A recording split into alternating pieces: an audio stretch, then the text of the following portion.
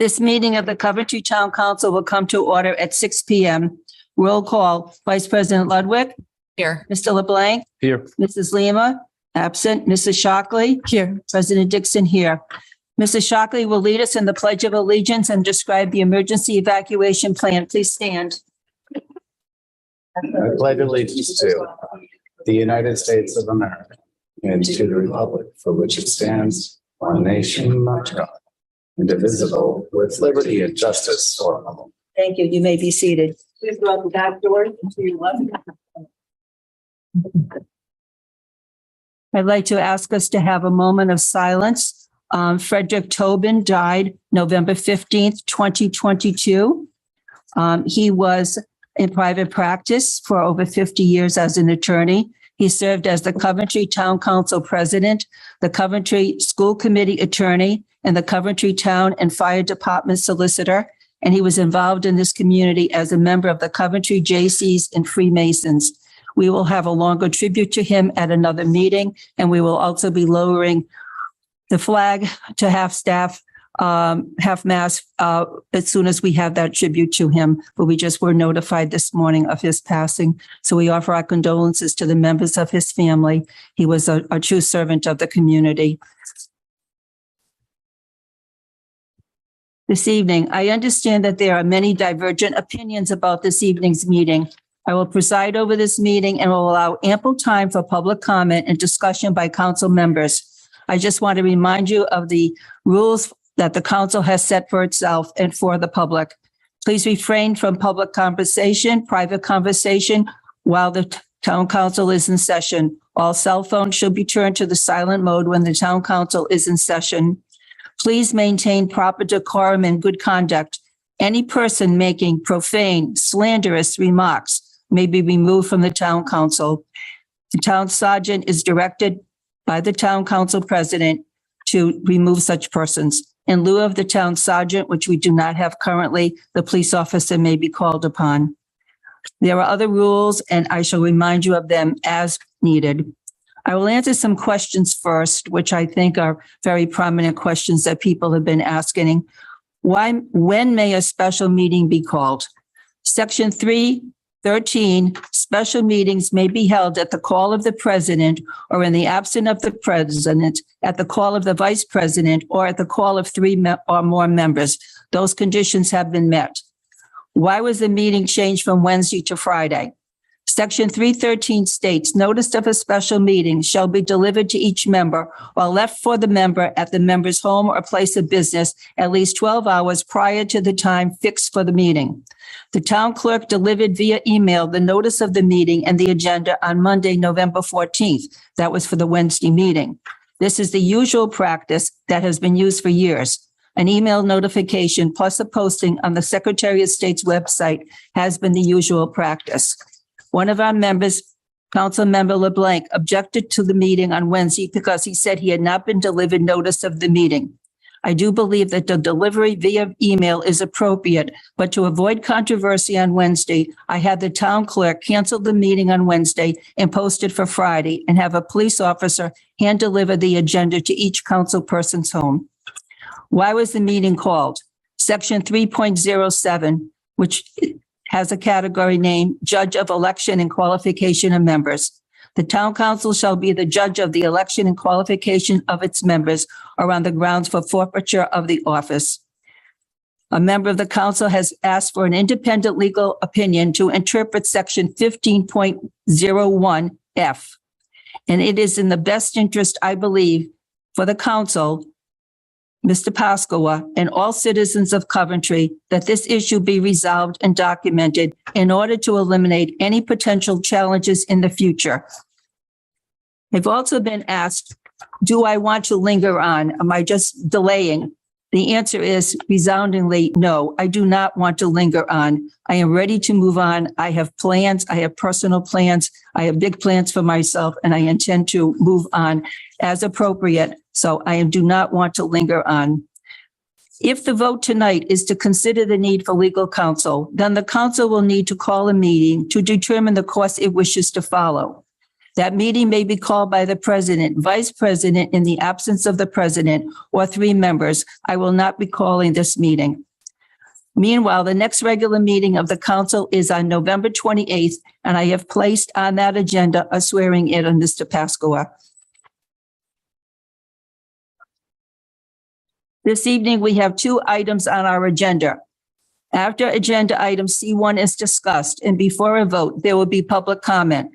Then we will move to the second item relating to engine repair, which Mr. McGee has submitted for our consideration. Then we will have a second public comment section.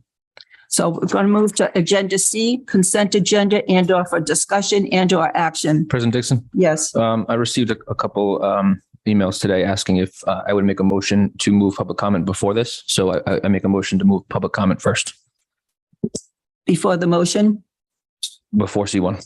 before C1. We can do that. Do we have a second? I'll second it. Okay. Roll call vote. The motion is to move public comment before the discussion.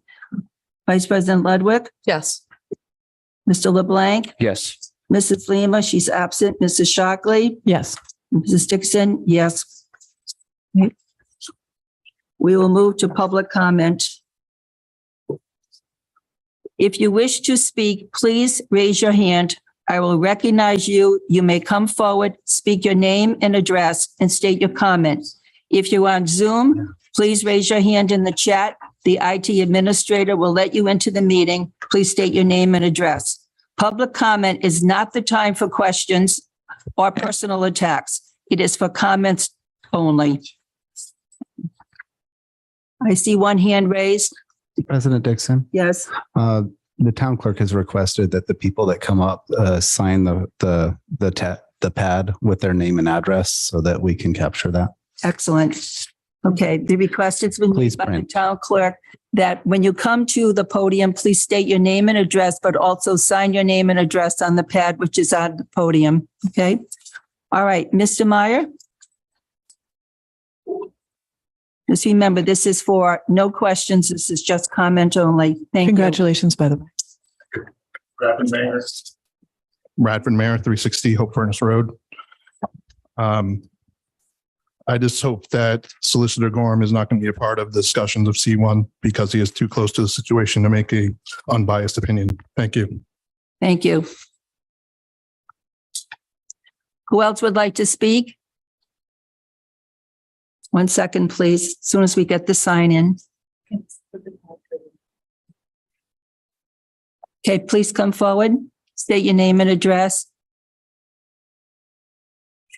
Yes, my name's Randy Burke. I live at 21 Clock Mill Street, Coventry. Mr. Burke? Yes. Thank you. On this issue with Mr. Pasqua's election, I'd like to know, I'd like to make a comment, actually. Mr. Pasqua has been elected. There's a lot of people that had voted for him. They volunteered for his campaign. They donated to his campaign. Nobody from this council or anywhere else has objected by the deadline that needed him to be objected to his candidacy. Nobody has done that. The council has, to my knowledge, has never released any kind of documentation that he works for the town in any way, shape, or form.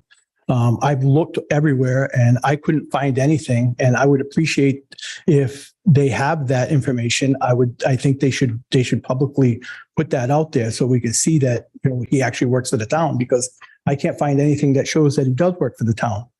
I can't even find anything that shows that he even received a paycheck for anything from the town. Is he even employed right now? I mean, do you guys even know if he's like on vacation for like 4 years, or did he step aside for 4 years?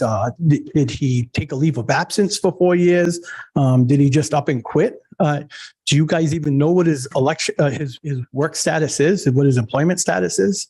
As if he's a town employee, you guys should have that knowledge. You should have that at least. And I don't think you have anything like that. Also, I mean, if what you're saying is because he works in a fire district, are you saying that any candidate that lives in Coventry and works for, let's say, West Warwick or Exeter or East or West Greenwich is on a fire department, and they can't, as a resident, they can't be a town council member because they have mutual aid and they come into Coventry as well? So are you saying that excludes them as well? I don't understand, where you're saying he's an employee, but yet you're excluding him from everything. And you don't even have any proof that he works for any, that he even gets a paycheck right now. The other thing is, taxpayers right now are frustrated. Okay. We are getting taxed left and right from everywhere. Inflation's crazy. People are choosing between food, fuel, and rent. And all you guys are doing up here is just costing more money for the taxpayers, which means more property taxes.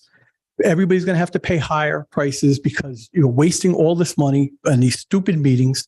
And now all of a sudden people are going to pay more for rent because of landlords are going to raise their prices up. It's just getting crazy. Where do you draw the line? At what point in time? There's been other firefighters that served on this board. No one's ever had a problem with it. It's just crazy. Kim, I live in your district. I can tell you that everybody in my district that I've talked to, and I run a business in Coventry, is really upset about this. And there's going to be consequences for this. There's absolutely going to be consequences. I wouldn't be surprised if you guys get recalled, whoever votes for this, because this is absolutely crazy. This is just insane. I just can't see where you guys have any proof that he's actually not eligible to run or serve in this council. You can't even tell us, if he's even getting a paycheck. So I don't get it. Just remember, your actions here today are going to have consequences. Mr. Burke, please sign your name and address. Perhaps you can move it over to the table so we can bring up the next person who would like to speak. Is there anyone else in the audience who would like to speak who's here today with us?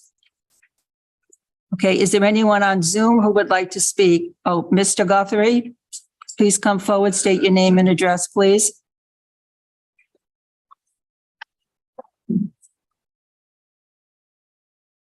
Hello, Scott Guthrie, 31 Maplewood Drive. I kind of have a problem with what's going on here. I understand that my councilwoman wants to get independent counsel to look at this. There's no need for it. If you take a look at 1722, once the certification is done, it's over. You have no say in what happens from now on. It's over. In my opinion, I think the solicitor is trying to keep his employment with the town. And he's fighting to keep that position. The law is the law. I noticed on social media, a couple of council persons want to know, show me the evidence, show me the evidence, show me this, show me that. No, you're a council person, get it yourself. So 1722 says that once it is certified by the Board of Campuses and the Secretary of State, it's over. And I agree with you, Madam President, because you don't want to see this thing linger on either. One of the things that maybe could fix this is something that the Charter Review put together, which I chaired, is the Comprehensive Charter Review Commission that will stay in place for a while and root out all these little inconsistencies in the charter. And I say inconsistency, you're talking about a volunteer firefighter here that can do it and a paid firefighter that can't, that is not paid by the town. It's over. It's absolutely over. So the best thing to do is just to swear the guy in, and that's the end of it. Let the Comprehensive Charter Review Commission that you approved and the voters approved make the decision going forward. I'm sure that they'll be able to figure something out to take, confusion out of the question and make it a whole lot easier for legal counsel for the town and legal counsel for Mr. Pasqua, who probably may, contest what you want to do. I really don't know, but it's time to get over it. On the national level, what are we seeing? Elections contested at every state. Enough is enough. Count the votes. When the votes say that this person won, it's over. Thank you. Thank you, Mr. Godfrey. Is there any other member of the, is there any other member of the council, is there any other member who is sitting here this evening who would like to speak? Please raise your hand. We also have opportunity later for additional public comment. Is there anyone on Zoom who would like to speak? Please raise your hand now. I see none. All right, consent agenda for discussion and or action, item number C. May I have a motion and second for action consideration of the need for independent legal counsel regarding qualifications of members of the town council as provided in Charter Section 3.07. Do I have a motion? I motion that the town retain outside counsel to address qualifications of this year's member-elect of the town council, District 1, per Charter Section 3.07. Thank you. May I have a second? In order to initiate discussion, I'll second the motion. Thank you. We have a motion and a second. I will now open discussion among the members of the council. Mr. LeBlanc. This might be a little long-winded, but thank you, President Dixon. Let me just start off by saying I am absolutely against this agenda item. And since Section 3.07 mentions evidence related to an election, I believe this is germane to the discussion. I have from the state's website that I'm going to submit to evidence tonight. Submit to the record that John Pasqua had 1,778 votes to Mr. Christopher Anderson for 1,293. So he clearly won that election. I have an agenda from the Board of Elections. This meeting happened today. They certified Mr. John Pasqua, clearly who this agenda item is about, saying that the town of Coventry's members were certified by the state Board of Elections. Then I have the agenda for the local Board of Canvassers.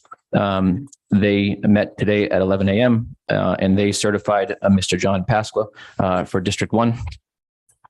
I also have as evidence advisory opinion number 99-149. This was Mr. William Hall. He was a firefighter for the Washington Fire District in town. Back in 1999, he actually went to the Ethics Commission. He asked a question. He said, the petitioner, a firefighter with the Washington Fire District, a regional employee position, requests an advisory opinion as to whether he may be a candidate for the Coventry Town Council. The response, this is an independent response from an independent board outside of the town of Coventry. The response was, it is the opinion of the Rhode Island Ethics Commission that the Code of Ethics does not bar the petitioner, a firefighter with the Washington Fire District, a regional employee position, from running for or serving as a member of the Coventry Town Council.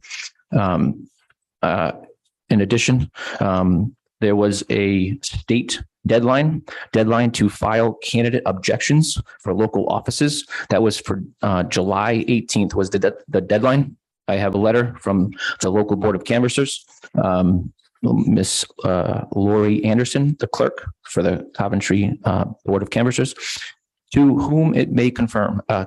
This was dated November of 2022. There has not been any objections filed concerning the candidacy of Jonathan Pasqua, Coventry Town Council, District 1. Objection requirements is outlined in RIGL 1714-13. Deadline being July 18th, 2022. So I am going to submit all of this evidence. Tonight, I had to do it myself because our town solicitor did not provide that to the town council, even though I've been asking for support. Now I just have a couple questions, if I could, President Dixon. Certainly. Have you submitted that to the town clerk? Those? Oh, she's going to get this entire binder. Okay, fine. Um, Thank you. Thank you. My first question, this is either for Mr. Marchand or Mr. Gorham. Can you please confirm, to your knowledge, if Mr. Anderson has filed anything with the court of law related to this election? No, thank you. Question number 2. This same agenda item was first placed on the town council's agenda for Monday, November 14th. Ultimately, it was decided to remove it from that agenda. Mr. Marchand, you called me. Could you just, for the public to know, could you just mention what you said to me on that call? Yes, I had been asked to check with an outside source of information, and I called the Board of Elections and spoke with the director there. The director was very careful not to give any legal advice. He did read the state statute indicating that municipal employees would not be qualified to serve in the town council, but as we discussed it, a firefighter for a fire district is not a municipal employee, and therefore, based on that determination, I did not see any conflict, and I withdrew the item from the agenda after discussion with the council president. Okay, my recollection that you said the long and short of it, that you called the BOE, they said that this was a non-issue and that Mr. Pascal was a qualified candidate. But I appreciate your commentary. It was kind of similar. Question number 3. I was going to ask just for you guys to confirm that no one has, that to your knowledge, has filed anything by the state deadline of July 18th, correct? No knowledge of that. Thank you. And then just a few more questions that I thought would be very important. Does the town council decide how many firefighters each independent fire district should employ? This is either for Mr. Marchand or Mr. Gorham. If you could confirm, please. No? Thanks. Did the town council ratify any of the current independent fire district union contracts? Mr. LeBlanc, could you please turn on your microphone just because there are so many people on Zoom? I'd like them to be able to hear the answers. Sure. You want to answer the question again and I'll answer it Sure. again. Does the town council ratify any of the independent fire district union contracts? No. Does the town council review and approve the independent fire district annual budgets prior to the budgets going to the taxpayers to approve or reject? No. Is the town of Coventry's Board of Canvassers responsible for the independent fire district's elections? No. Does the town of Coventry's municipal tax assessor issue the independent fire district's tax bills? Could you repeat that, please? Does the town of Coventry's municipal tax assessor issue the independent fire district's tax bills? No. On the Board of Canvassers, I'm not sure about that one. They could have, the Board of Canvassers could have a part in the fire district elections. I'm just telling you, I'm not sure of the answer to that. Okay, the answer is no. Do the payments received from the homeowners for said independent fire tax bills get deposited into the town of Coventry's general fund? No. Are the independent fire district's pension plan liabilities included in the town of Coventry's financial statements? No. Does the town of Coventry's annual budget include a line item to pay the annual required contribution into the independent fire district's pension plans? No. Does the town of Coventry's treasurer or any other town of Coventry employee authorize and issue paychecks to the firefighters of the independent fire districts? No. Last question. Does the town of Coventry's town treasurer or any other town of Coventry employee authorize and issue a paycheck to Mr. Jonathan Pasca, councilman-elect? No. Thank you. Of course, all of these questions are no. Because the town of Coventry does not have a municipal fire department, and because Mr. Jonathan Pasqua, councilman-elect, is not a town employee, which is why, in my opinion, this witch hunt needs to end tonight. Thank you.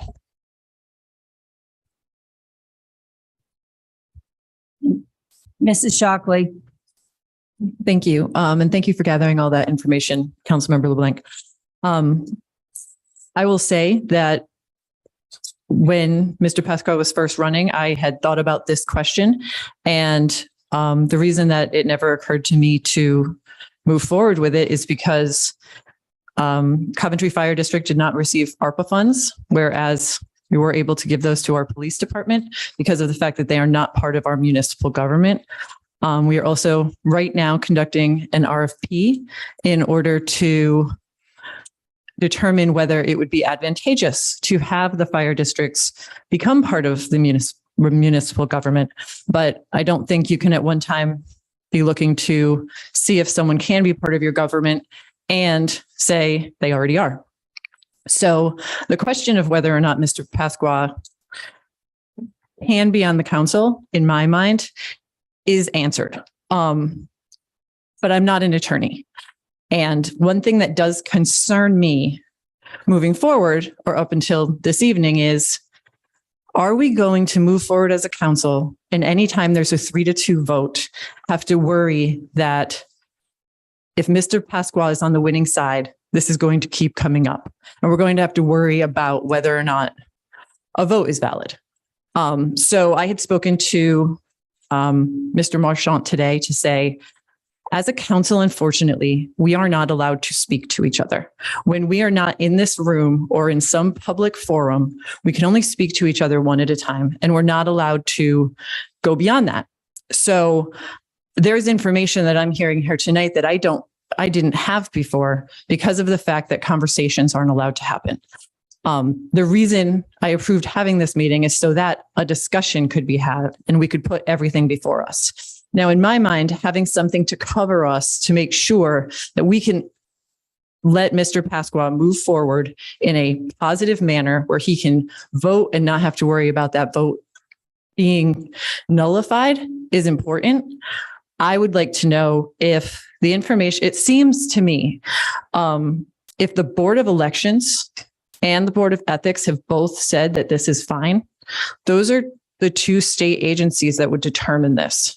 So if that is the case, and that is the documentation that can cover us, I think that's all we need is to be covered. I don't really want to say that Mr. Pasqua did not win this election. He ran. I think he went door to door in District 1, which is a feat unto itself, and he won.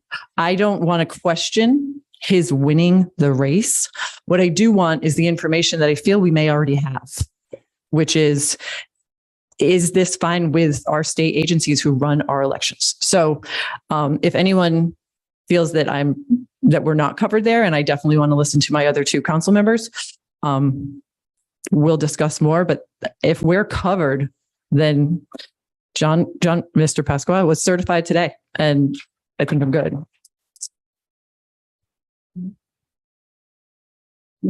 Ms. Vice President Ludwig.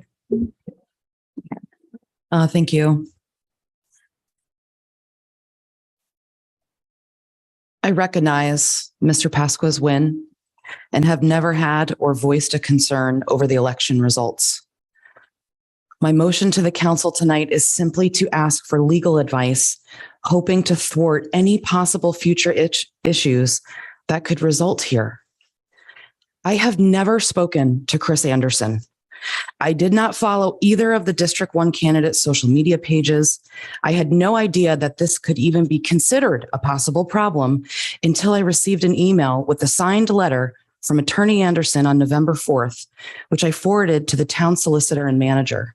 The letter alleges that the council will be in violation of Charter Sections 303 and 1501. And then Attorney Anderson sent another email to the council outlining additional points. I provided a copy of both notifications for public record on Monday night. The little background I do know about Mr. Anderson is that he was utilized in the Morgan CCFD write-in issue recently, which I did not support, and has been involved with qualification litigation of some type of similar manner at a different town. So I took these letters seriously and I asked for advice, which is not out of the ordinary for this council, considering we've repeatedly sought outside counsel on complex issues. I'm asking for help from independent counsel, such as Mr. Bliss, Dimitri. I mean, we've used multiple counselors in situations where we have issues on fire district, on turbines, et cetera. And at the public comment on Monday's meeting, someone made reference to bringing their legal team. I've also been contacted by several residents who told me that they've consulted several attorneys. So I'm unclear why everyone else can get a legal opinion on this except the council. On a personal note, I like John. I have participated in multiple engagements with him, like the EDC, testifying for Johnson's Pond. I look forward to working with him. I've also stated in multiple public meetings that I personally recognize the fire districts as their own entities with their own electors, boards, and taxing. My position as a counselor is to uphold the town of Coventry's charter, not to personally interpret it where there may be ambiguity in the language. I am not a lawyer, nor is any member of this council. We have the town solicitor to provide legal advice, which I asked for, and the solicitor recommended we seek outside counsel. I am only concerned here about possible future issues the town faces with this hanging over us. Thank you. Thank you. Make a couple of statements. On a personal note, when Mr. Pasqua announced his candidacy, I did reach out to him via email saying that I would be happy to meet with him at any time to discuss issues facing District 1. So there is no animosity on my part. It really relates to what are possible future consequences of this action. When he won election, I also offered to meet with him and to discuss with him his candidacy, and also the fact that what are some of the issues that are facing District 1. That meeting did not take place. I had to cancel that meeting because I had a medical issue that prevented me from meeting with him, but that offer still stands. However, at any time, a question of qualification may be called by any member of the public. The process is different than what it is now. Right now, the council is in the seat to make the determination, but any time after anyone is seated, it could be any member of the council here. Any one of you could call into question the qualifications of a person, and that could lend to a discussion about whether any of the votes that they have participated on would be valid or not. So I agree with Mrs. Vice President Ludwig that we need to protect ourselves in the present and in the future. Also, although I received information that the Board of Elections said there was not an issue, I also determined after that the Board of Elections is not a determinant of qualifications. They determine the process by which elections are going to be held, etc. They do not determine the qualifications of a particular person to run. So it's whether they follow the process that is set down by the election laws. So the Board of Elections, yes, Mr. Marchand explained what he was told, but I was able to determine that they are not considered to be a valid point on which we could make a claim. And I'm going to mention once again that I believe it's in the best interest of the council, because the issue has been raised, and it's the best interest of the council, Mr. Pasqua, and all citizens of Coventry, that the issue be resolved and documented in order to eliminate any potential challenges in the future. And as I mentioned, the challenges could come not only from another council member, but it could come from any member of the public. It could come from a developer who comes before the planning commission. It could come from a person who's received some kind of special use permit and maybe didn't get a special use permit from the zoning board. Anything that comes before the council in which we are having to make some kind of decision or vote, anything could be called into question by any person. So it's someone in the town or someone outside the town. So it seems to me that it's in the best interest of all of us that we very, very quickly resolve this issue and that we move on. And once it's resolved and once we get this legal opinion, which we have been advised by our legal counsel to get independent legal counsel, it would be time for us to do that, do it very, very quickly so that hopefully we can move on with the swearing in, which is tentatively slated on our agenda for November 28th, which is only about a week away. Any other comments by members of the council? Mrs. Shockley. I have a question about the deadline of July 18th. Are there items or instances where someone has been later than the deadline, made an argument against someone who had run, and that had passed? So my thought is you ran for office in Coventry. No one realized until after July 18th that you live in West Greenwich. Once that deadline is hit, do any objections become null and void? Are you asking me? I believe it's a legal question.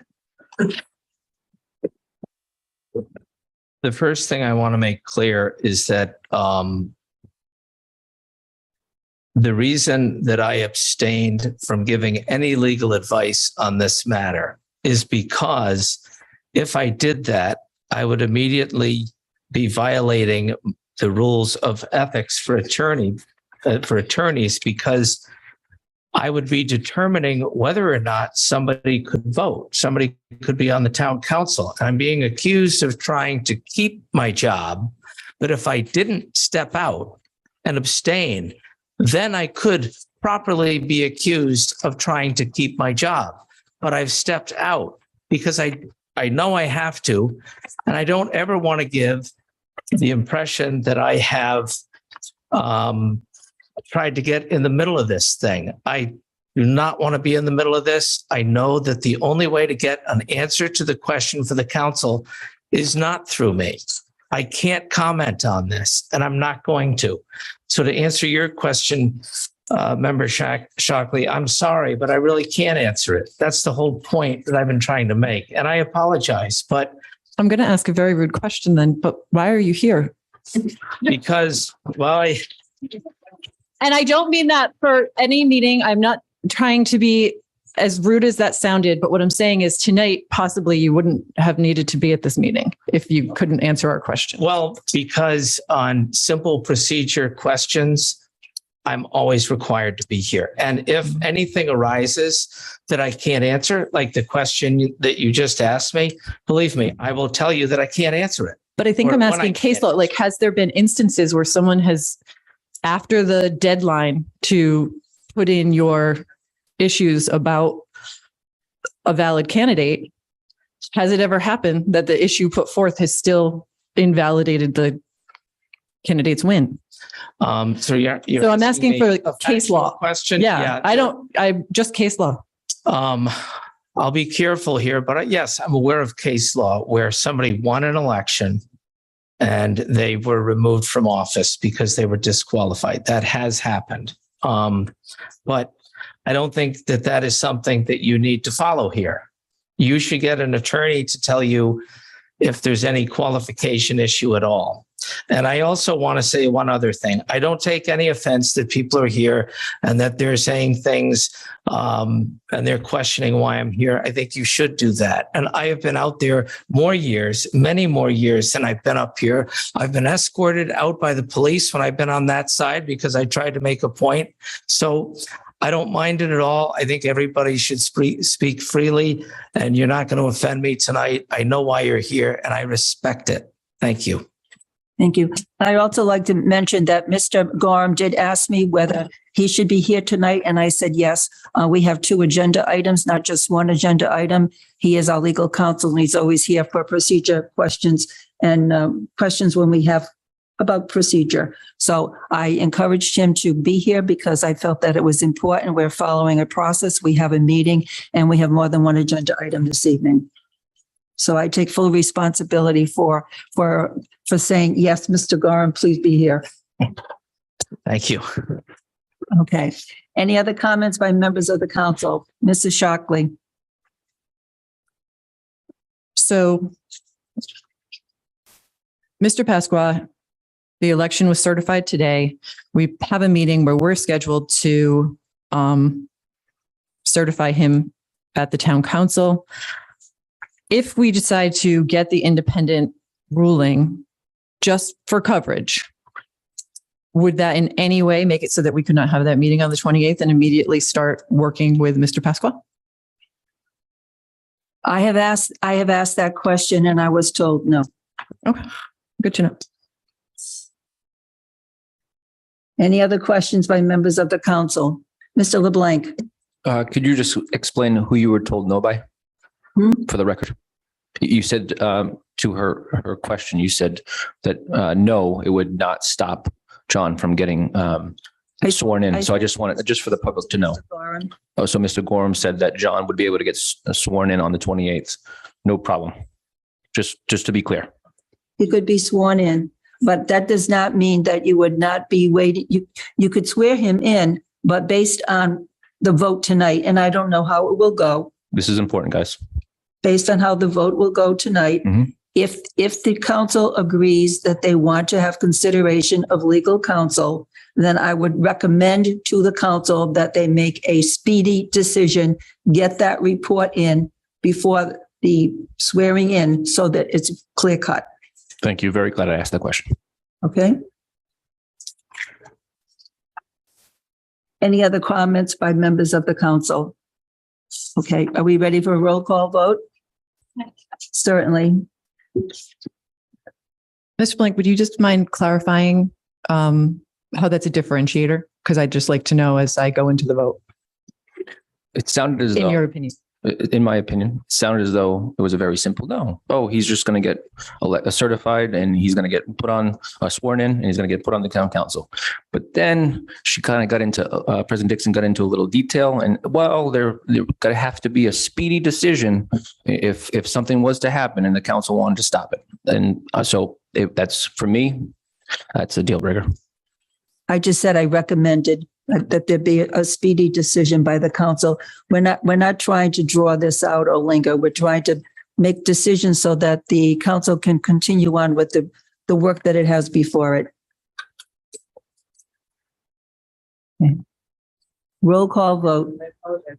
Mr. Shockley. I need to just make sure I'm 100% clear on the answer to this question because it very much will determine my vote right now. If a yes to getting an opinion that will cover this council and Mr. Pasqua in his voting record for the next 4 years, because Mr. Pasqua has 4 years, not 2, based on when he was elected. He can immediately become a full and active council member, regardless of the fact that we're looking into this.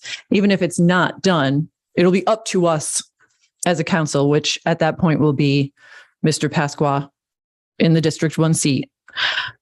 If we're comfortable with him moving forward and just waiting to get this opinion as quickly as possible, because it only makes sense, that actually Mr. Gorham. would make me comfortable. I'm happy to answer that. Mr. Pasqua can be sworn in due course. There's no impediment to that except for whatever decision the council may make with or without legal counsel. He is entitled to be sworn in according to the charter. That's not going to change no matter what you do tonight. And I just am wondering, I'm going to make a motion to see if we would want an additional public comment before voting. So I make a motion to have an additional public comment before voting. If I can at this point, policy and procedure. I'll second. Wait, there is a motion and second to have additional public comment. A roll call vote. Vice President Ludwig, Yes. Mr. LeBlanc, Absolutely. Mrs. Lima absent, Mrs. Shockley. Yes. Yes, Mrs. Dixon, yes. All right. We have a motion and second to have additional public comment before there is a vote. All right. Is there any member of the public who would like to stand to be recognized and come make public comment? Yes, please come forward, state your name and address, and then sign. Good evening, James Kuipers, 20 Ginger Trail. I just want to make a couple of quick comments around things that have been said tonight. First, Ms. Ludwig made a comment that this is just a simple request. It is not a simple request. It costs money. It costs my money. It costs their money. It costs your money, everybody's money. So I want to make sure it's clear to the council that you're spending our money to do this. And I make that comment based on the fact that Mr. LeBlanc has already submitted evidence that this has been addressed twice. How many more times do we have to address this and spend money? And maybe 3 times based on what Mr. Marchant found out from the Board of Elections. And we're saying the Board of Elections doesn't have authority here. I don't know who does. Just some guy somewhere decides to decide whether this happens or not. Nobody's told us that. But it's been decided twice. In fact, the exact same issue with the late Mr. Hall was decided. It's the exact same issue. When is enough enough? Now is enough is enough. Thank you. Thank you. Please sign your name over here. Mr. Kuipers, please sign. Is there anyone on Zoom? We have 2 people on Zoom. Mr. Horton, would you please let in the first person? Mr. Natalillo? Hi, Anthony Nardolillo, 10 Colby Drive. The two things I'd like to say, number one, I sit on the board of directors for the Anthony Fire Department. Obviously, I'm not an attorney either. However, I do know that John services the district, not the town. My other question, the charter actually says that Mr. Pascu was supposed to be sworn in the first Monday after the certification of the results, which would be technically this coming Monday night. So there's a lot of questions of following the charter, and in turn, we're actually not following another section of the charter, but not swearing him in the first Monday after the certification of the results. I just wanted to make that point to let people on the council know. Thank you. I'm going to ask, that's a point, I'm going to ask Mr. Gorham to just explain that, or I'll explain it myself. The charter says that the swearing in would be the first Monday after the certification. That was written before the open meeting law took an effect. The open meeting law requires us to give 24 or 48-hour notification before the calling of a meeting. The certification just happened today, so we could not call a meeting for Monday because we don't have enough time to do so. Thank you, President Dixon. And weekends do not count. It has to be business days, not holidays or weekends. I understand that. So that brings me to another point then. Hold on one second. Sorry. I think of what I was going to say. Okay. The question about the Board of Canvassers, they did not assist us in our recent election and financial meeting of the district. That question was raised. And I'll come back with my other question once I think of it again. If there's Thank time. you. Thank you. Mr. Horton, please let in the second person whose hand is raised.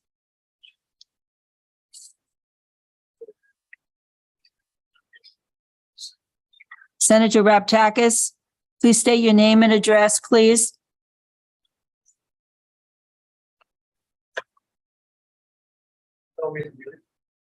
You muted, Senator Raptakis? Can you hear me now? Yes, we can. Yes. Hi. Leonidas you. Reptakis, 2080 Nooseneck Hill Road. So I just listened to members of the council and members of the public speak. I would just offer this comment and suggestion. There's two entities in the state of Rhode Island that could probably determine the legality of John Pasqua, councilman-elect from District 1. That would be, number one, the Ethics Commission. I would request that the town of Coventry immediately ask the Ethics Commission an advisory issue, an advisory question. And the second, and I'm not sure if it pertains to a municipality, you can directly ask an advisory opinion from either the Supreme Court or the Superior Court. My concern is if you hire a entity, a legal counsel, how do we know that their determination is going to be correct? You're looking at challenges, and it's going to end up probably in Superior Court and probably head up to the Supreme Court. I would advise that the Ethics Commission would look at the town charter and make a determination. They've done that for probably dozens or maybe hundreds of cases throughout the state of Rhode Island in due course in many, many years. And if you can probably research, I know the General Assembly, when it does have an issue, it does ask the Superior Court, and I believe even the Supreme Court, to give the General Assembly an advisory opinion on a matter. So I would recommend that the town of Coventry, without hiring a outside legal counsel, and here's the issue: if you hire 2 or 3 legal counsels and they give you 3 different opinions, now how do you determine the legality of Councilman-elect John Pasqua to serve on the town council? I would go right to a state agency. That's why we have the Ethics Commission. That's why we have the courts. They can review and a judge can make a determination. And I just want to offer those comments. Thank you. Thank you, Senator Raptakis. Is there anyone else on Zoom? I see another hand up. Is that you, Mr. Nardolillo? Yes, it is. Sorry. I remembered what I was going to say. You brought up a good point, President Dixon, that section of the charter about the certification was put in prior to OMA. Do we have a date when the section of the qualifications was put in about volunteer firefighters? Because at one point, all Coventry had was volunteer firefighters.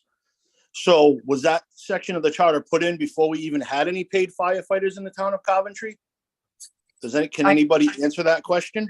I do not know the answer to that question, but during public comment, we are restricting ourselves to comments only, but we will so note your comment. That raises the Thank same you. concern, though, if that was issued prior to us having paid firefighters, then that question should be null and void because they didn't exist at the time. Okay, thank you. Thank you. The next person whose hand is raised, please. Mr. Angel? Yes, good evening. I would just like to. Excuse me, your name and address, please. Yeah, sure. Raymond Angel, 206 Station Street, Coventry, Rhode Island. I would just like to bring or reiterate to the council state law 1722(5) subsection B says that basically my understanding is that what happened today is that the candidate was certified, and that is final and conclusive evidence of the matters contained in the title of the person declared elected to the office for which they have been or severally received certificates of election. So I guess I don't understand what the issue is. If that's happened, and I assume that it has, he is in fact elected. So I don't know why there would be outside counsel that would need to interpret that law. That's my, I guess, comment. Thank you very much, Mr. Angel. All right, is there anyone else on Zoom who wishes to speak? Okay, is there anyone who is in, we have one more on Zoom. Mr. Horton, please let that person in. Mr. Pasqua.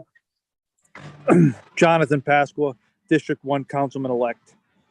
I'm going to jump back in on the public comments at the end, but I just want to say a couple of things here.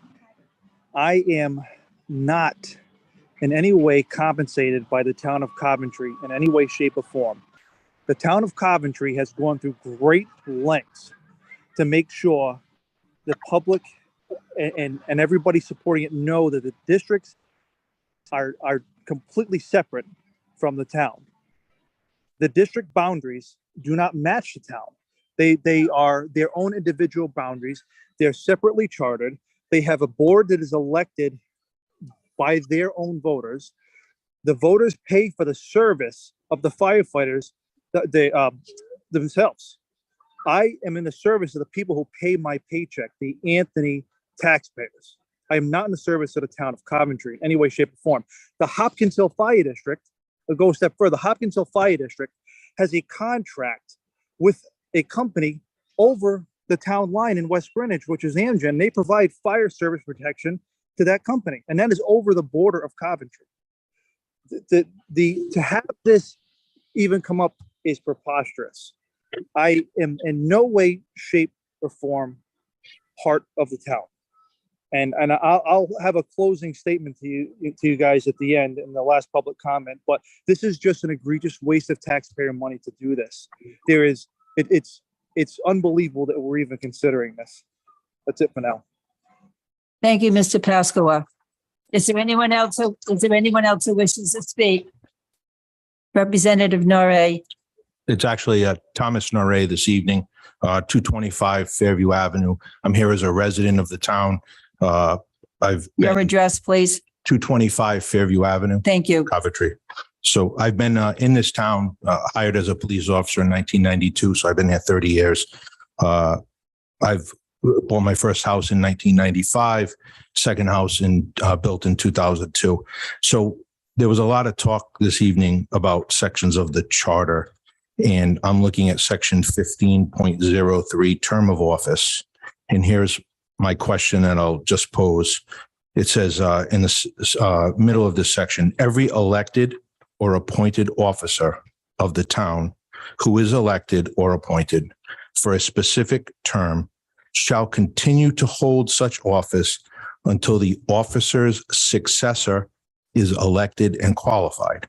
So based on that statement in the town charter, with all due respect, Council President Dixon, I don't believe you should actually be sitting on the council this evening making any decisions, because he was qualified. Mr. Pasqua, Councilman-elect, was qualified today and elected in this election.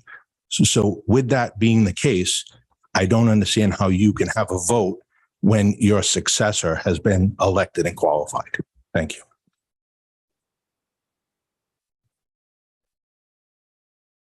Mr. Gorham, I believe that the rule is that the person has to be sworn in. Is that correct? Excuse me. Just a moment. I haven't said anything yet. This is So- unprocessed, please. And ask you a question. What was the question again? I didn't hear the question. The question is, the candidate, the elected candidate has not been sworn in yet. That's correct? I think someone said he was sworn in. actually. No, I believe the I'm question sorry, may he said he be. was certified. Excuse me, certified. Not Yeah. sworn in yet. That's what I understood too, clarification, but that's a please. factual question. I don't know the, I don't know if he's been sworn in. I don't think he has been, but. Point of clarification. That's not the question. The question was not if he was sworn in or not. Yeah. Thank you. Thank you.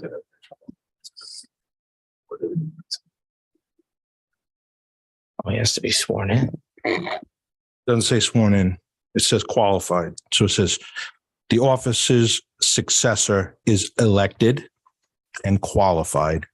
Qualified in what, again, not a lawyer, play a lawmaker on TV, but not a lawyer. Qualified, I was told, is when the election results are certified, which that happened this morning at 11 o'clock. So if he's elected and qualified, the term of Council President Dixon is now over, and her vote should not count, and she should not be sitting holding this meeting this evening. Thank you.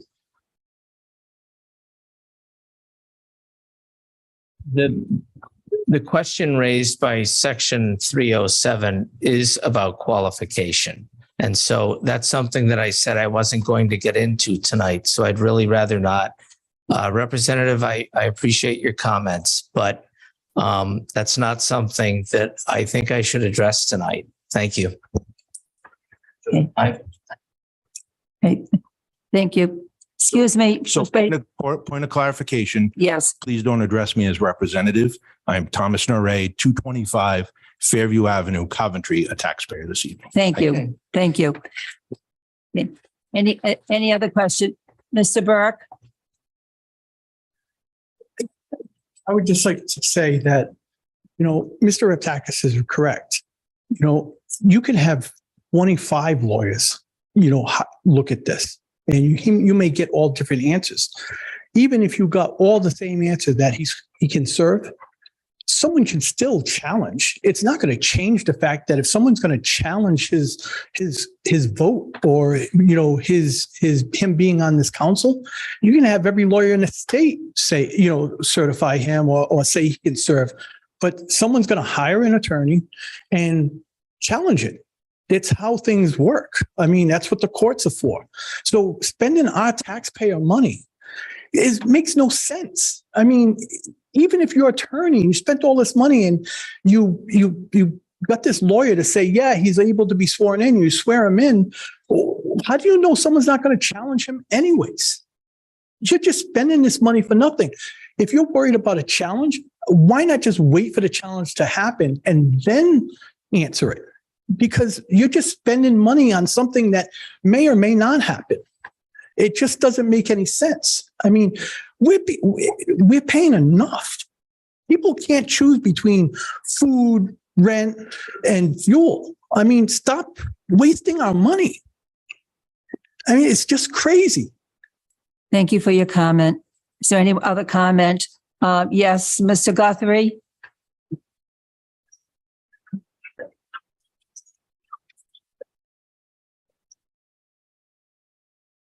Thank you, Scott Guthrie, 31 Maplewood Drive.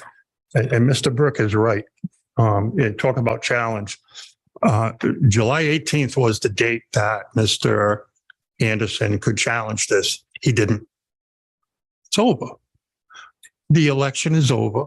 And what's kind of funny here is what Tom Neray brought up is that you shouldn't be sitting here. That's not important to me. What's important to me is that empty chair over there. And why you're having a meeting without a full council to get a full vote. You're not going to get a full vote from the council. I'll go back again to Title 17, 22.5, Section B. All right, it says, the certificates and statement shall be signed by the board and shall be final and conclusive evidence of the matters contained in them and of the title of the persons declared elected to the offices for which they have severally received certificates of election, except as not otherwise provided in the Constitution. So this law, 1722(5)B, says the election is over. This meeting should be over and done with. I've said before that someone's trying to keep his job, and I will continue to say it. Millions of dollars of taxpayer dollars have gone to legal counsel over the last 8 to 10 years. If I was in that seat, I'd probably try to fight to keep that. It's over. Okay, thank you, Mr. Guthrie. Over. Thank you, Mr. Guthrie. One more comment. Mr. Kuipers, you have made 2 comments so far. One more. We have one comment. Oh, sorry. Excuse me. James Kuipers, 20 Ginger Trail. So look at where we are now. We've now had whether this meeting is either legal called into question. And will somebody make a challenge to that? If the meeting continues and there's a vote, the vote's now called into question and somebody may challenge that. Mr. Raptakis suggested to you, I assume he was talking to you as a state senator, that you should seek an advisory opinion from the Ethics Commission. It's been done in 1999, exactly. I'll say it again, for the same issue, just a different fire district. Same exact issue. It's been done. Mr. Angel, an attorney, told you don't need legal counsel. There's your legal advice. There's your independent legal advice. Simply put, as Mr. Guthrie just said, there's a process to challenge a candidate's qualifications, and there's a deadline, neither of which were followed. Simple. There's a simple answer to this. It's done. It's over, as Mr. Guthrie said. Thank you. Thank you. Is there anyone else who wants to make a comment? We have 2 people on Zoom. Mr. Angel? Yes, good evening. Thank you. So I saw today that there's a letter from the Board of Canvassers that indicates that Mr. Pasqua, apologize if I mispronounce his name, has been certified as the true list of winners, there's several, for the general election held November 8th, 2022, for the Rhode Island Board of Elections. Besides the section that I cited earlier, which has been recited, the 1785 subsection B, I believe, no, I'm sorry. 1722.5 subsection B. There's also 1718 1718.8.5, that gives the powers to the local board of canvassers to make those decisions. It is clear that he has been elected. Given the fact that what Mr. Kuiper said, that if you've been elected, you serve until the time that you're not elected, it seems clear to me that the candidate, now elected official, is in fact the District 1 council member. I don't see the need for outside counsel. I agree with the people that have spoken, that have said that it's going to be a needless cost to the town of Coventry. I don't think that we need that. I don't live in District 1. I have no stake in this particular argument, but it seems clear to me that he is the elected official and should be seated and continue in District 1. Thank you, Mr. Angel. Mr. Horton, would you please bring in the next person whose hand is raised? John Pasqua, District 1 council-elect. So this has now been raised. There's a question about who is actually supposed to be sitting there tonight, and who is actually, if President Dixon, respectively, President Dixon is even able to be there. So this is a question, and there has been no clear answer tonight at all about this. So much like some people are saying my candidacy is in question, this is now in question. So it would make sense to me that you would need outside legal counsel to figure out who should be there tonight. A vote for this tonight is going to get challenged because we don't even know if the correct people are sitting at the desk. And I agree. You read the charter. Technically, this is my district, and President Dixon, respectively, should not be there. I'll go on to say that I just heard the comments from Mr. Angel, I think his name is. I don't know him. I have never spoken with him. This is an opinion of an outside attorney that just happened to be free and fall in our lap. That's it. Like I said, I'll come back at the end. Thank you. Okay, thank you. Another person on Zoom. Mr. Longo. Good evening, Nick Longo, 5 Autumn Ridge Road. Probably just echoing a lot of what I've already heard tonight, but I do want to say that this is the council's opportunity to exhibit good governance and to show that they understand the town charter. And thank you to Mr. LeBlanc for all of his outline of the reasons for complete separation between the fire district and the town. I think it's very clear. And I think it's the council's opportunity right now to show governance and regain some of the faith that from the constituents, and close ranks and allow the challenger to gain his own traction, and to only act when legal action is brought should be the course of action. I think that there's plenty here to just close ranks and move on. Thank you very much. Thank you. Okay, any member, Mr. LeBlanc? I would like to make a logical decision here, and I would like to make a motion to table this agenda item C1 so that the town council can first review past legal memos, which I've already asked for but have not received, past decisions, send letters to the Board of Elections and the Office of the Attorney General.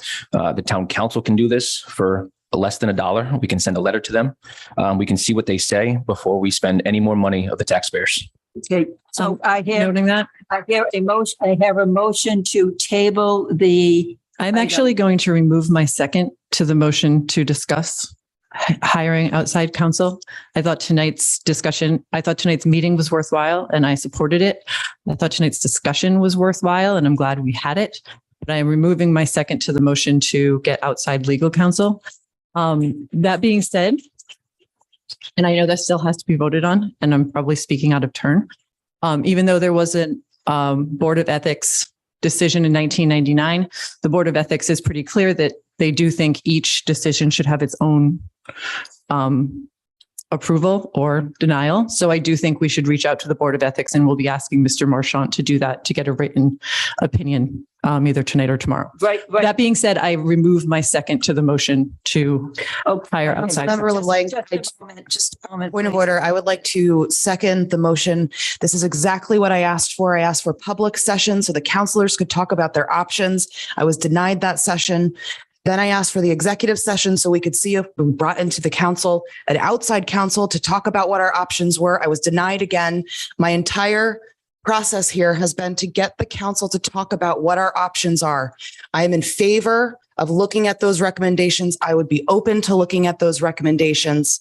I am not a lawyer, but I would be open to looking at other evidence and discuss it amongst the counselors. I am under no fantasy that since, I don't know, approximately August timeframe, that there have been two counselors, sitting counselors, that have endorsed Mr. Pasqua. I have no problem with whatever they have worked out for the president and vice president. All I have asked for is that the council have a discussion on the matter. And I would be open to that if Mr. LeBlanc would be kind enough to consider using this as one of the future agenda items. I can even consider it for the 28th, because technically I would have to put the agenda together for the 28th. So if people show that they're open to doing that, I'd be willing to put it on the 28th and bring in that documentation. That has been my goal since day one, to bring in evidence, to have some sort of advice, to have something that the counselors can rely on. And I was denied that over and over again. So yes, I would like to second that motion. So there is a motion to table the item, and there is a second to table the item. Any discussion? Okay. Roll call vote. Vice President Ludwig. Yes. Mr. LeBlanc. Absolutely. Mrs. Lima. No. Is absent. Mrs. Shockley. No. Okay, and Mrs. Dixon, no to table. So the motion does not, the motion to table does not pass. Okay. So we're back to the motion. If someone would like to amend the motion. I am going to remove my second to the original motion. Okay. Do we have an amendment to the motion that was made? A change in the motion. So we have no second. I will put it as, I will second the original motion.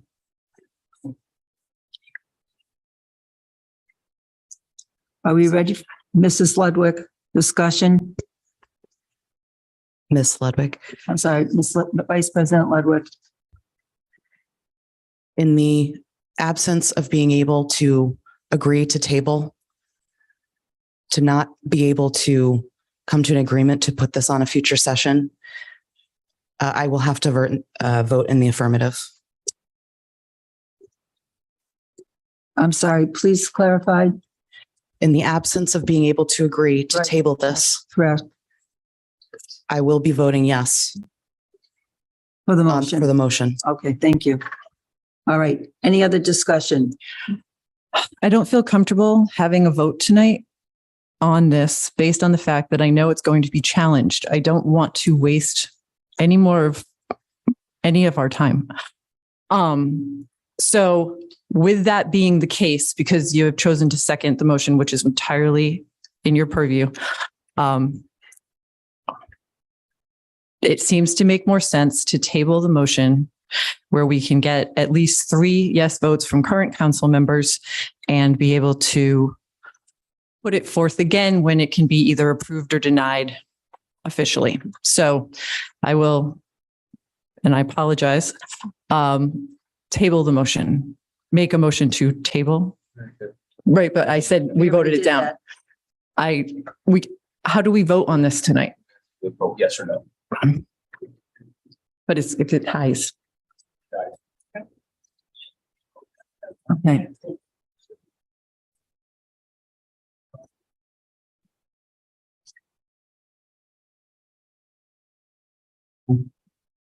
Right, then I believe that Ms. Ludwig has already voted. If you wanted to continue, I apologize. Roll call vote. I would assume. Just a moment. I'm going to make an amendment to the motion to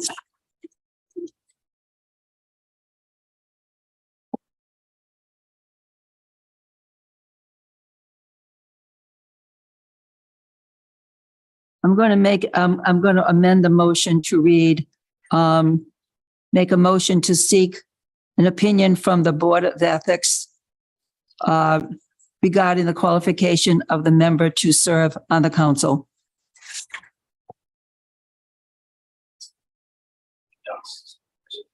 Do I have a second for that? I'll second that. Any discussion? Say it again, which word? The Board of Ethics. Ethics Commission. Ethics Commission. Thank you for the clarification. Discussion? Please. Certainly. Just We already have their opinion. It's public. which one is that? It's opinion number 99-149. That was with Mr. Hall 20 years ago. So we need to get, we should get an updated opinion. I'm suggesting we get an updated opinion. Okay. Because that's a 20-year-old opinion. I'll second the amendment. So we have a motion and a second to request an opinion from the Board of Ethics regarding this issue of the qualifications of the member to serve on the town council. Any other discussion? Okay, roll call vote.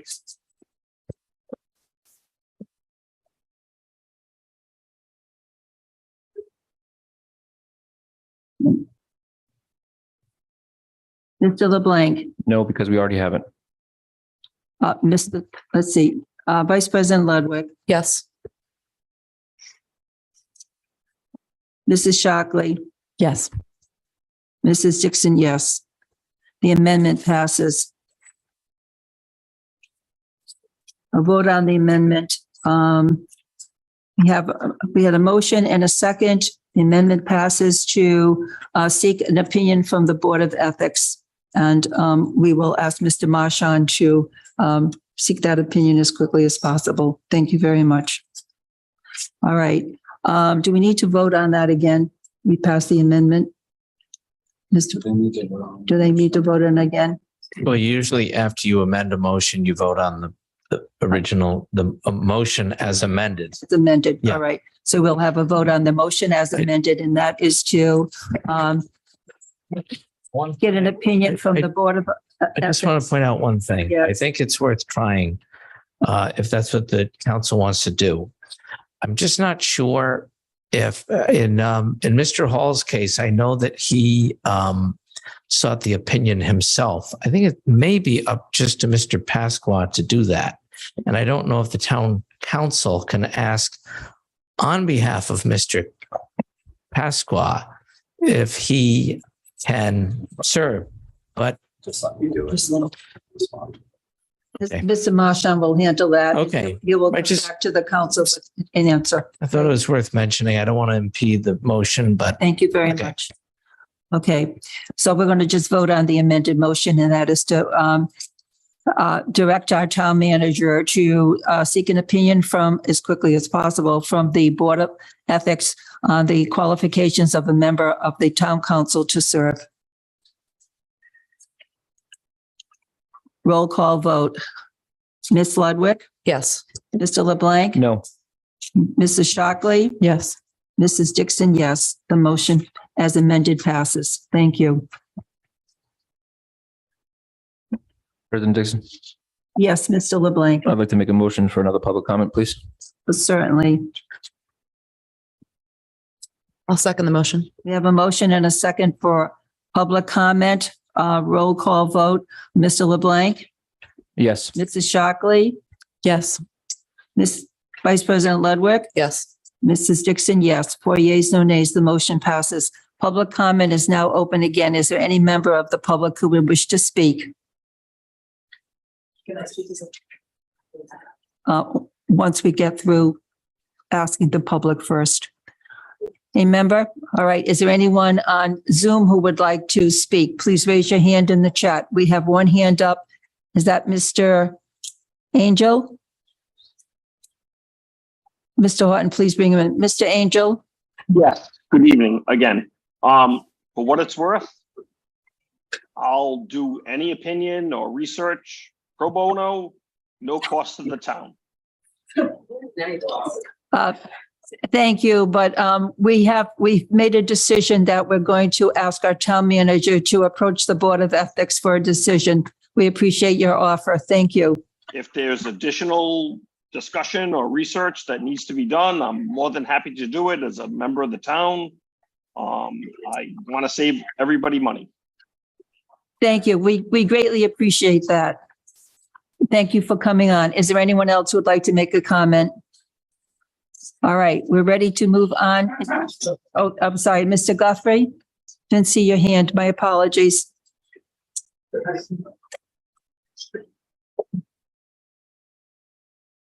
Sorry to have to come up for a third time. The decision by the Ethics Commission has been made. It was made in 1999. Don't expect anything different.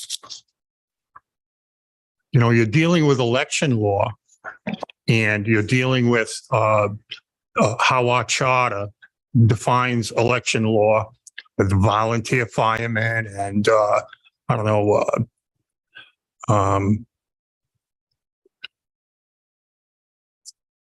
people that can or cannot serve.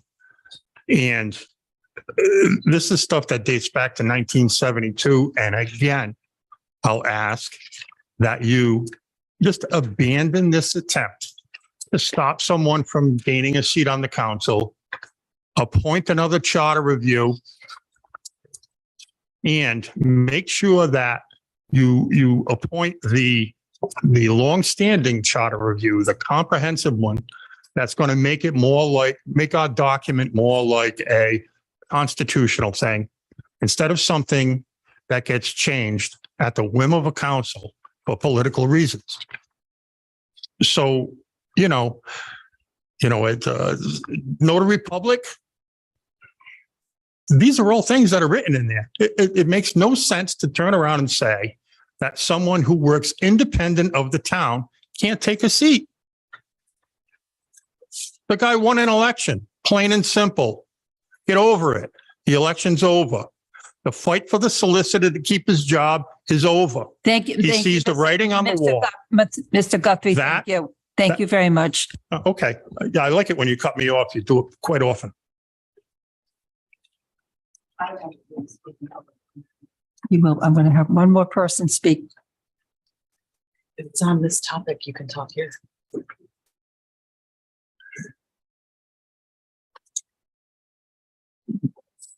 Hi, Michael Repose, 9 Giller Street, Coventry. Simple, easy question. Why did I vote? Simple. You get to make the decision. Why did I even bother going to the voting booth? Thank you. I see no other hands raised in Zoom. I see no hands raised in the audience here. Mrs. Shockley has a statement. And I think if we can close public comment, I would be able to make the statement. It is related to this issue. Okay. I see no other hands raised. So public comment, Mr. Norrie.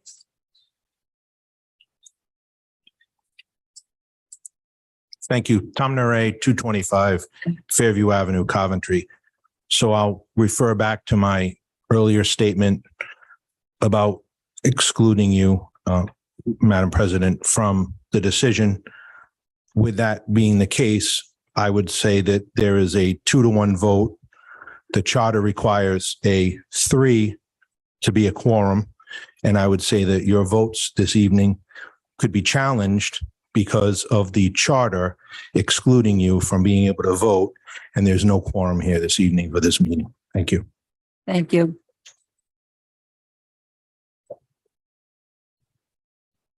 I believe that until the candidate is sworn in, which has not occurred yet, that I am responsible for running this meeting. That's my opinion. Mr. Norrie. So this part is not on the agenda. So No, it's not. This is going to get Yeah, murky here. yeah, it's going to. Madam President, Tom Norrie, 225. Point of order. This is a conversation. This part is not on the agenda. Still public statement. And Mr. I'm Norrie, responding. Mr. Norrie, you've talked That's several true. times now, and I I want twice. to stay out of hot water. It's not on the agenda about the legality of the meeting itself and the timing of Public the. comment. I would. Exactly. It's So public comment. we need to be careful about going back and forth with the audience. I'd ask for a legal decision on my ability to give a public comment. Okay, thank you. So we're not going to get a legal decision on my public comment. You can make a public comment. Mr. Norrie, you can speak. Thank you. We Thank just said. make So my comment is to your statement, Madam President. Again, and I mean this with all due respect, absolutely. I'm bringing up points in the charter that exist. I'm not making this up. This is the charter. The charter requires 3 votes. Again, no one was asked tonight to answer the question what the word qualified means. I think we should have a legal decision on the word qualified, which nobody on the council has asked the attorney what the word qualified means. So again, in the charter where it says elected and qualified, nobody has sought a legal decision to ask for that answer. So, Madam President, your decision, if you haven't sought a legal decision, is your opinion, and your opinion differs from mine as a taxpayer of what the word qualified means. That's all I'm trying to get at. That's my point. Thank you. Thank you. All right. Anyone wishes to speak during public comment? Okay. Mrs. Shockley, you had a statement to make? I think we could close public comment and I would be able to make my statement as a member of the council. Public comment is closed. There's no one else who wishes to speak. What I would like to say is I watched Facebook during the time that this happened. And while tonight people were very polite, stated their facts, stated their case, which I very much appreciate, people were ugly on social media on things that they said. I've worked with Councilmember Ludwig and Council members LeBlanc, Lima, and Dixon. I have no reason over the past 2 years of working with them to think that anyone was working nefariously to try to get rid of someone who ran for public office and won. I have no reason to believe that anyone was trying hard to keep that person so that they could retain a 3-person quorum. I heard both of these things. I really do feel as if we have to try to check ourselves a bit. We might not agree with what the town council does, but I think a lot of what happened on social media was really creating an issue that wasn't there. As in tonight's meeting, all we wanted to do was discuss how to protect Mr. Pasqua as a member of the council, not how to make it so that he would not be. So just make sure that you're asking questions and getting facts, and opinions are yours and can be stated however you'd like. But I really did feel that people who worked very hard for this council for the past 2 years were treated as if this was their first month in office. So just something I wanted to put out there. Thank you. And I'll just repeat the statement I made at the very beginning. I believe it is in the best interest of the council, Mr. Pasqua, and all citizens of Coventry that the issue be resolved and documented in some way in order to eliminate any potential challenges in the future.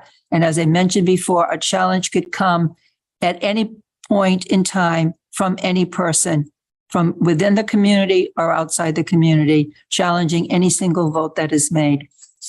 Okay, next agenda item.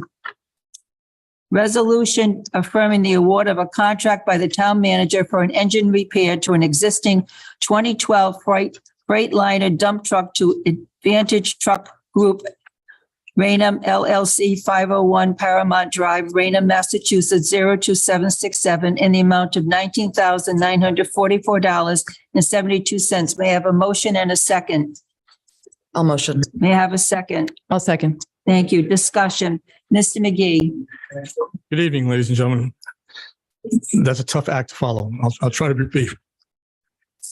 We have one of our frontline dump trucks, plow routes, that had the high pressure fuel pump disintegrate, that threw metal shards throughout the accumulator into the injectors and basically did almost $20,000 worth of damage. Because the charter requires any expenditure over $10,000 to come to the council for approval, we've now been delaying this. If you approve it tonight, I will be on the phone with them tonight to order the part so that we can get it by the end of the month, hopefully before snow flies. Otherwise, we're going to be down one route, which would be Wood Estates.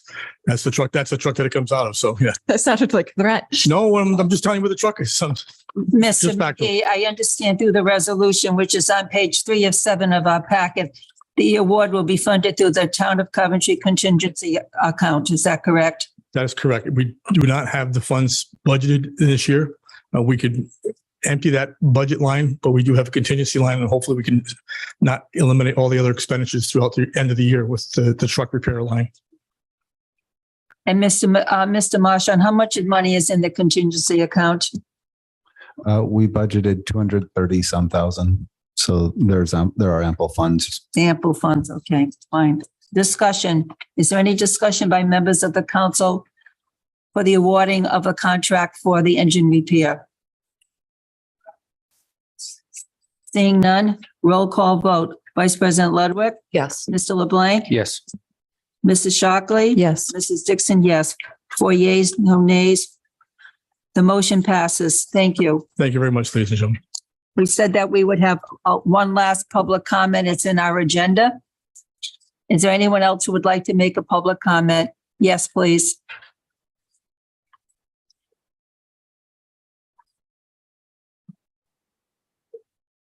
Mr. Nakowitz. Jerry Nakowitz, Your address, 21 please. Beach Street, Coventry, Rhode Island.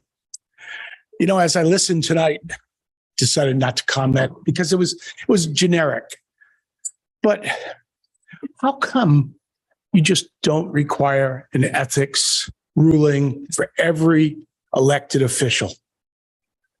Why don't you do that? If this could be a problem for any one of you, it would seem like it's just good policy. And it doesn't cost anything to the town. So I thought I'd just lay that out there. Thank you. You're welcome. Please sign in, please. I will. I did reach out to the Ethics Commission, Mr. Narkowitz, when I ran because I'm a state employee. I would think that you'd feel better about yourself knowing that somebody says, hey. If you're going to speak, continue to speak, please come to the microphone. Hey, should you really be in the seat? Yes, I have a ruling from the Ethics Commission that says I can do this. Thank you. I think it's worth thinking about. Okay, is there anyone else who wishes to make another public comment? Okay, may I have a motion to adjourn the meeting at 7:32? So moved. Thank you. May I have a second? I'll second. Roll call vote. Vice President Ludwig? Yes. Mr. LeBlanc? Yes. Mrs. Shockley? Yes. Mrs. Dixon? 4 yeas, no nays. The motion passes. The meeting is adjourned. Thank you all.